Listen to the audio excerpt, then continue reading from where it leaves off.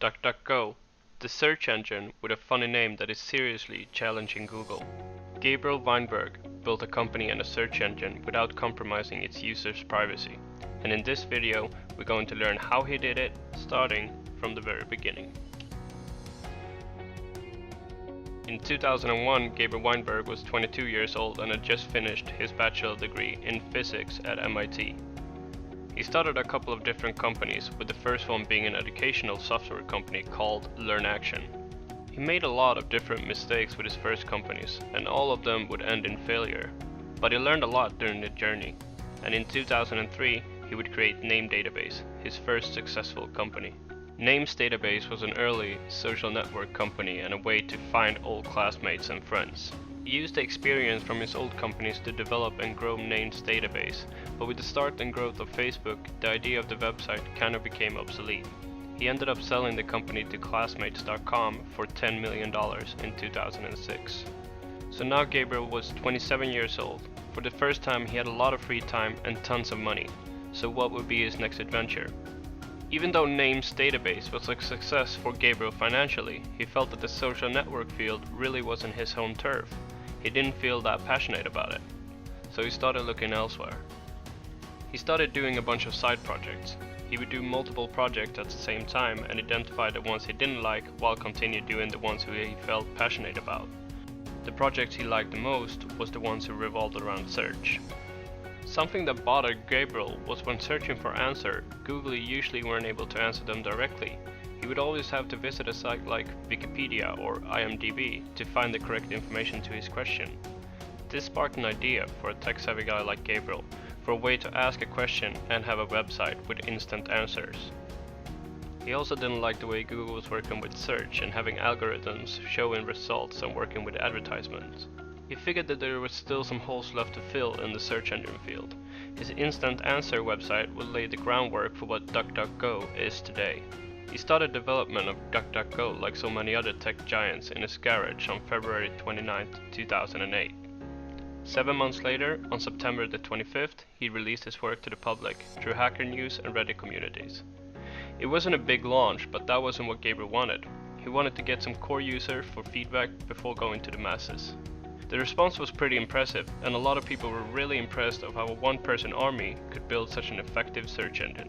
Gabriel kept developing DuckDuckGo for the 2 years to come while being home with his newly born child. The website really started to come together, and at the end of 2010, something really clicked and people started to switch over to DuckDuckGo and the site really started to take off. Gabriel started thinking about the fact that this might actually be a real thing, and at the end of 2011, he sought to get invested for his projects to take it to the next level. He received $3 million from Union Square Ventures, and it was now time to really start to think about traction and growth. The biggest difference between Google and DuckDuckGo is the way they handle the user's privacy and how they give results to searches. When you search in Google, it takes in a lot of data that comes from you personally. Google tracks your location, search history, and interest.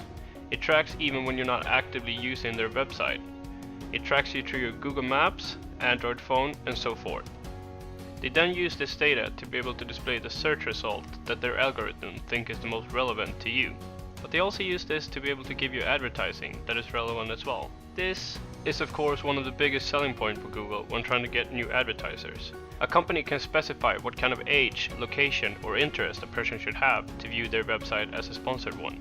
So what does DuckDuckGo do differently? Well, they don't track you, period.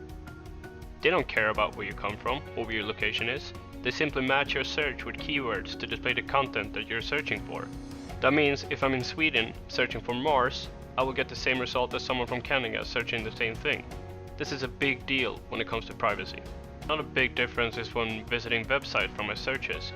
Google will give away certain information such as location, search query, and so forth to the website to be able to display ads and content that are relevant for you. DuckDuckGo calls this search leakage, and it prevents it happening by default on its search results.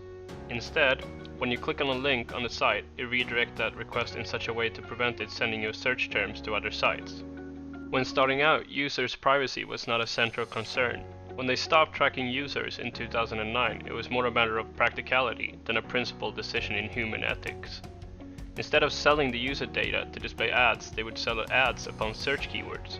Most of the money that DuckDuckGo is made this way. Even though they lose out of the money from targeted ads, Weinberg says, "I think there is a choice between squeezing out every ounce of profit and making ethical decisions that aren't at the expense of society." In the beginning of 2011, Gabriel took his first shot at Google when buying a billboard just outside Google's headquarters, displaying the text, "Google tracks you, we don't." The stunt worked, and DuckDuckGo would get some media attention and new users. With the investment from Union Square Ventures, he moved this company out of his own basement and into a castle-looking building in Paoli, Pennsylvania, and hired his first employee. He continued to grow the company and adding employees. In the beginning of 2012, they had 1 million searches a day, which was a big milestone. With 2013, digital privacy became front news with the likes of Snowden and NSA PRISM program. This, together with a brand new design, made people more open to switching over to DuckDuckGo, and they soon hit 2 million searches a day, and 8 days after that, 3 million. At the end of 2014, they had over 10 employees, and Safari and Firefox added them as built-in search options. Today, DuckDuckGo has seen over 22 billion searches on their website. They have 55 employees spread across the globe and have been profitable since 2015. Because of the privacy awareness of most people today, they are continuing to grow at a fast pace. They have revamped their website even further to give users the best experience possible, while still not tracking anything.